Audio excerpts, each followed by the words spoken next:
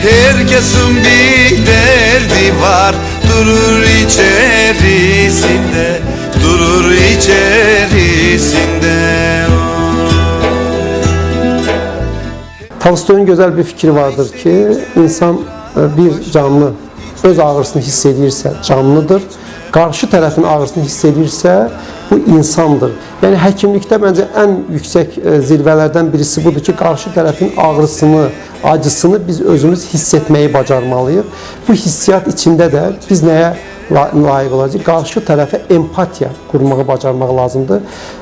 Mən öz ətrafımda işçilərimə də hər zaman bunu deyirəm. Xüsusən cərrahi otaqda bir fikrim vardır. Xəstələr əməliyyat stoluna yatıbsa, öncəliklə bu xəstənin sizin ananız, atanız, qardaşınız, bacınız olduğunuzu düşünməlisiniz. Əgər belə düşünmürsünüzsə, bu məsleki olaraq sizin zərər vermə və yaxud da faydalı olma potensialınıza empatiya çox vacib bir faktdır.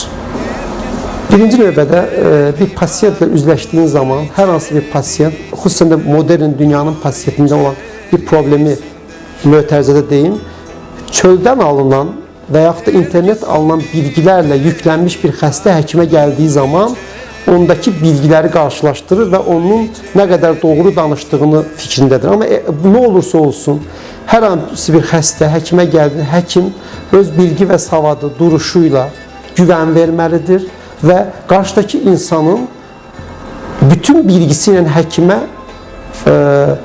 bilgisinə, savadısına həm güvənməlidir, həm də qəbul etdirməlidir. Bu yanlış bir şey deyil.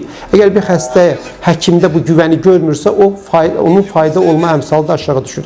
Cerrah başaya koydum canımın yarisini, canımın yarisini.